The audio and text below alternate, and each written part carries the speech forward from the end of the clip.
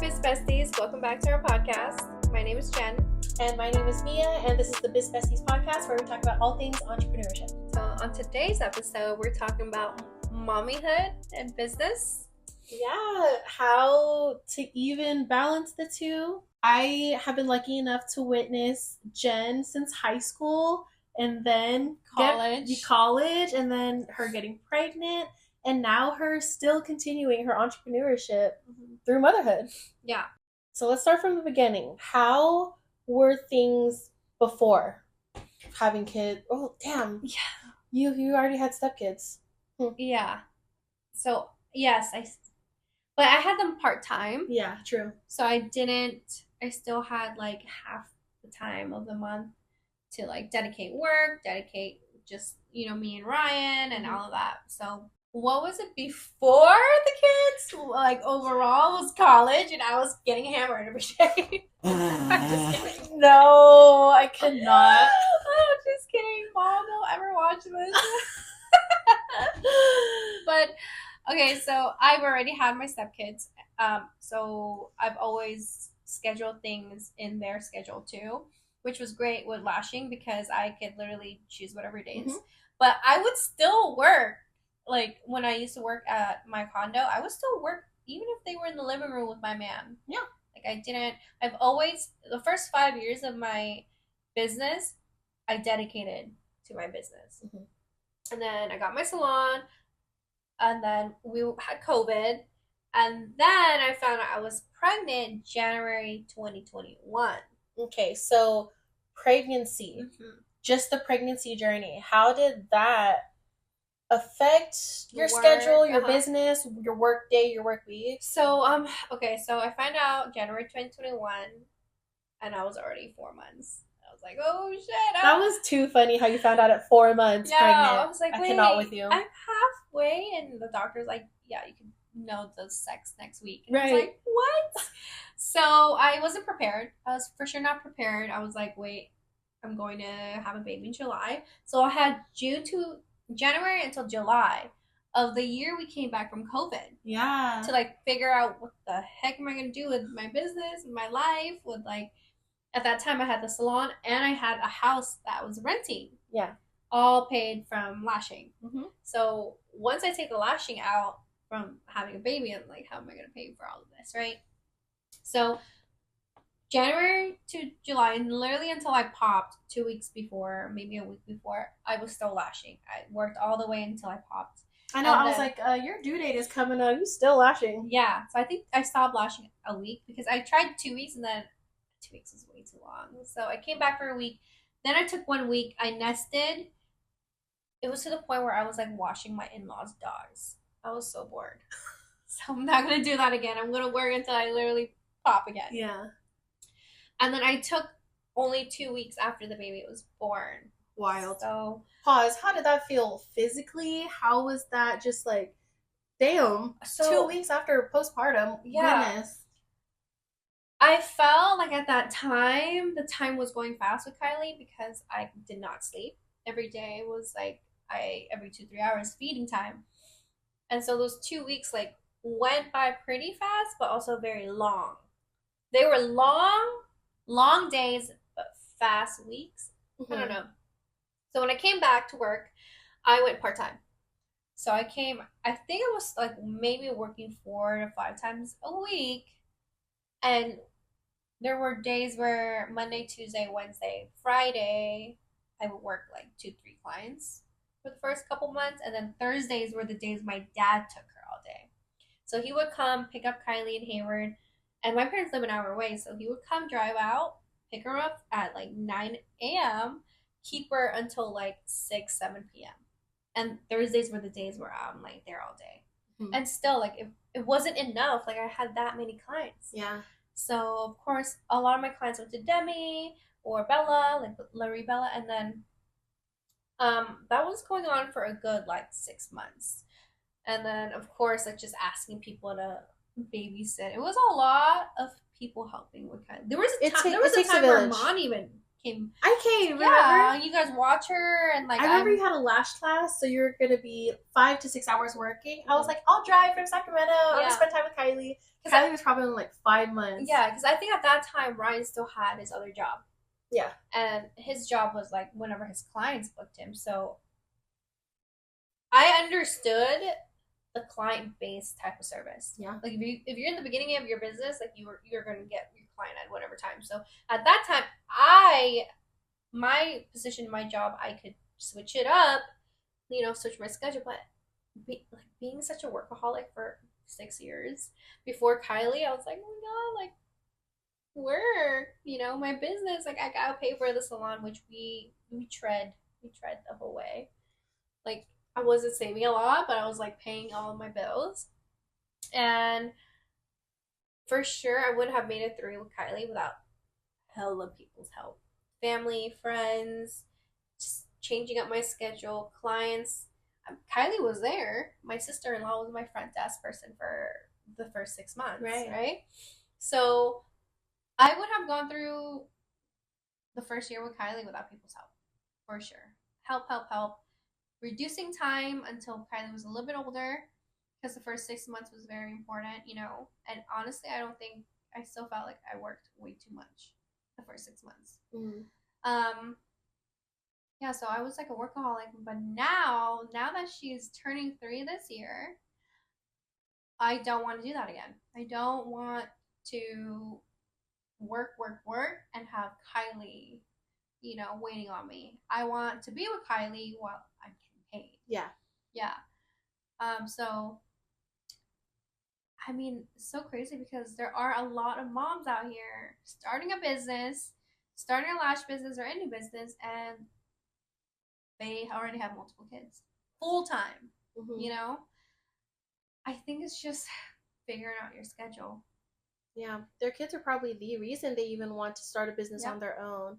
They want that time flexibility. They want to be able to create their schedule, make money, on their own terms, or make money while being at home. That's huge. Like, I also feel that at your salon, a lot of them are moms, right? Yeah. So actually, two of them. Oh, okay, but still, like, it's the environment you created is super supportive. So super supportive of that. And you guys just have the babies there while you're working. So like, I love that. Kylie's very close to my front desk girl now, Hallie, and also Demi, because Demi has been there since like when Kylie was 4 weeks old. Yeah. Kylie started coming in, I think 4 to 6 weeks. Oh yeah. She started coming into work. So Demi is actually her longest friend at the salon. So Kylie's free to come in now. Freely come in. I think that's easier that now she's a toddler. But the concentration, the what is that word?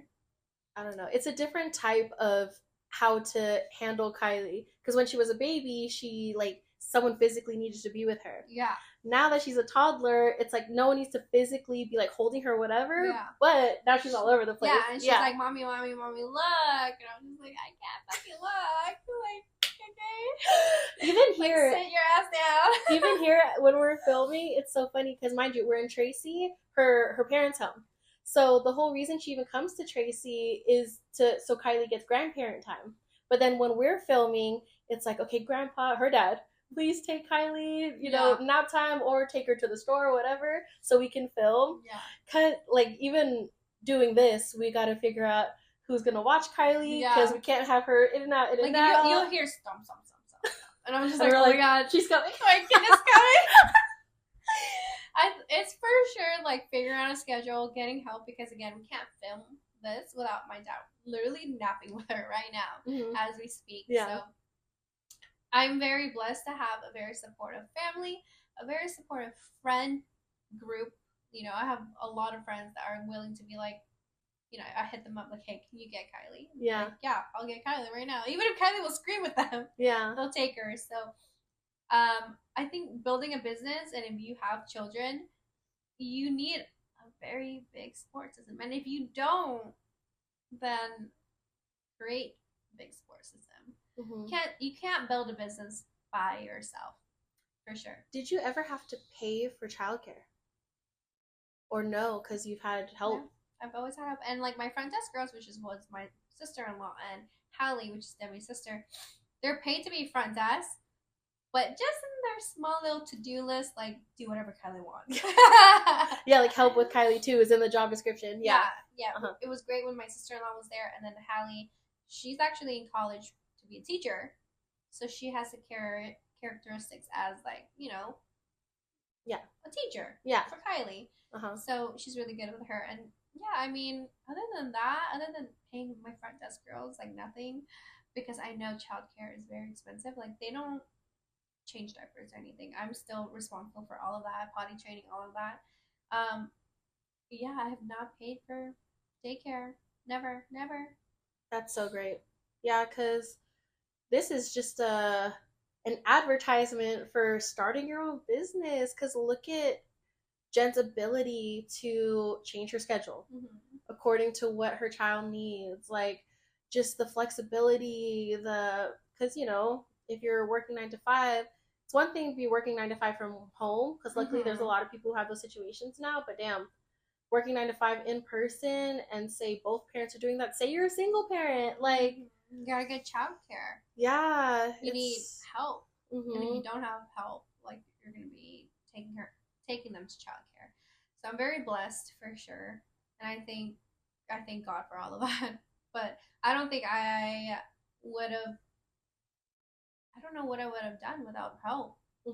Because yeah, I had the money, but again, I just came out from COVID.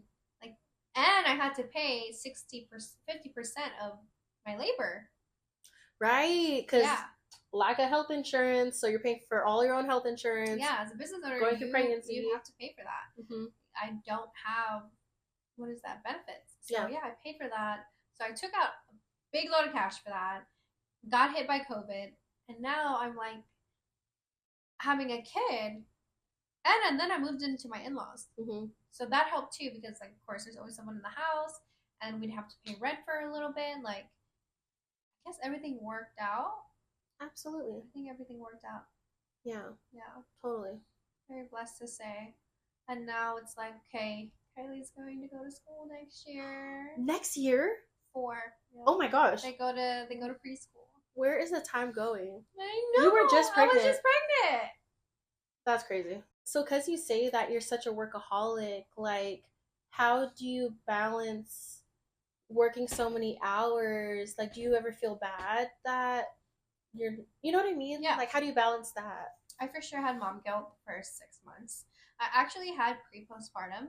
Right. Which I also had therapy for, because I was afraid that I loved working so much, I wasn't going to give that time or the energy enough for my daughter. Like, I think that's why I was depressed more. And I didn't have postpartum. I had pre, so I was like anxious about what was going to happen. So when she did come, I had to go back to work. There was a lot of mom guilt for sure, but it didn't put me to postpartum. I didn't have any postpartum, thank you Lord for it, but I think it was because I still made sure that she was number one priority. If no one can watch her, I cannot go to work. Well, that's the thing. The people who were watching her was her dad, was her grandparents, was her aunties and uncles. So there's not really guilt when you know she's spending quality time with those people too. Yeah, but there was maybe like jealousy.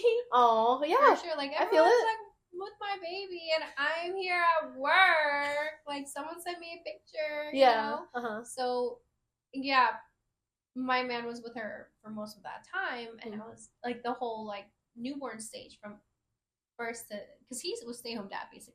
So from newborn to 1, he had that attachment with her, and I couldn't, because I was literally working on my business. Yeah. Now I'm finally in the picture a lot more because of reduced hours. So there is barely any mom guilt now. I still get some days where like if I have to be at work, like on Fridays, like 8-hour shift, those are the worst days. Yeah. Yeah. But in the end of the day, I tell Kylie, I'm like, I have to work to buy you toys. She literally just screamed that to Kylie. She's like, Mommy needs to film her video with Auntie. And if she doesn't make money, then she can't buy you toys. Literally just 30 minutes ago. Okay, and she stayed in the living room. She's like, okay. And now she's napping. So I think at the end of the day, I'm just like, okay, I'm doing this for her, her future.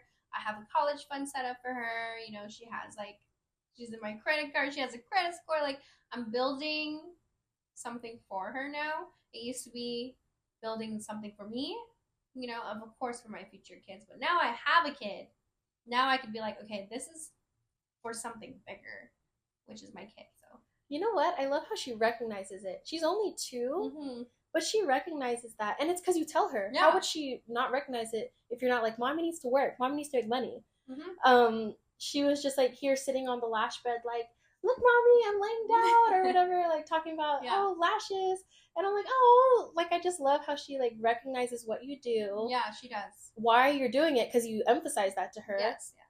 My heart. I think when I tell her, like, in the morning, I would wake her up and I'm like, do you want to come to work with mommy or do you want to stay here with grandma? She's like sleeping. Like, I want to go to work. Oh. I want to go to work with you, mommy. I'm like, okay, like, you gotta behave, you gotta be quiet. She's like, oh. And then she goes in, she drinks her milk and she throws it. She's like, what can I do to fuck shit up? That's I'm funny. just like, sit down. She's like, Demi, look. I'm like, Demi's working. Sit down. She's totally in that phase. Yeah. She's like running, screaming. I want attention. Yeah. I love it though. I love seeing her go through all her phases. Yeah, I love it too. And then there's times where I'm like, okay, Kylie, you're too loud. You have too much. You have to go take a walk with Hallie or something. But I don't. I'll take Kylie to work, but I'll take one client and like take a long ass break. Little break. Kylie time. Yes. Kylie time. And then I'll take another client. One client. 45 minutes like fills, like she's good. Yeah. But like back to back, she's like, what are you doing? Mommy, attention. Yeah. Yeah. So she's learning, but I just love how I can bring her to work. So what's some advice you would give to soon-to-be moms with newborns, moms with toddlers, and they're trying to grow a business, run their business? What advice would you give? I honestly would have to say is have a schedule down, something that works with your schedule, the person helping you with your babies, and always communicate, you know, that you do have work and you have to, like, you know, have someone watching your babies, and also stay organized. I would also say at the end of the day, you want to build this business, you need to put in the work even though you have kids. Would you say that having kids makes you more motivated though? Oh yeah, Kylie is my motivation for sure. For sure. Yeah. I want to give her more and more and more. Like whatever I'm doing, it's not enough. Like I see that reel, and it was like I want to be the hot rich mom. That's so you.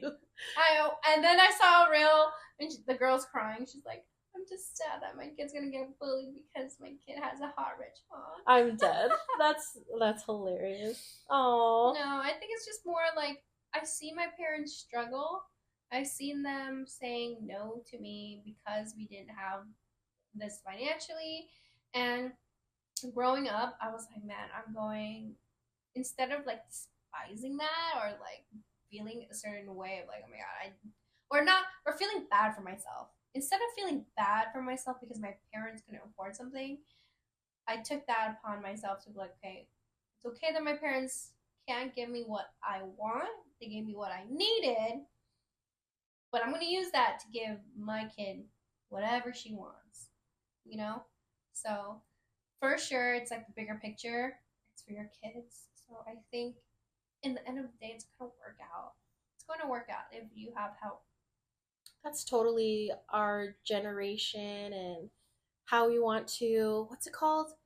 Generational wealth. Yeah, that too. Yeah. I was just going to say like how we want to, what our parents gave us, we're so grateful for, but you know, now it's our turn to be parents or whatever, and we want to, you know, be even better and like, you know, give the things to our kids. And yeah, the world's changing. It's different because my parents were immigrants. Mm-hmm. You know, like my parents were not first or second gen Americans here. Like they're literally coming from the plane. Mm-hmm. So seeing what I can give Kylie now, like I know my parents are very proud and I'm very proud, and I have to now teach my kid, like, look, you got nothing. You need to behave or I'll take everything away. I think Mia and Mon, you guys know, like, I'm very traditional in some ways. Yes, I'm totally learning that about Jen. Yeah. The more I just see her mothering, like, I'm like, damn, Jen's kind of old school sometimes. I'm old school sometimes. Yeah. Like, if my mom raised me to be, like, she's the nicest woman ever, but she's mean. My mom is mean. So, like, the Filipino mean, yeah, which is normal. Which is normal, but, like, very still shy Filipino mom, you know? Yeah. But, like, for me, like, I'm not gonna stand with the BS, man, because I've been there. I've been there.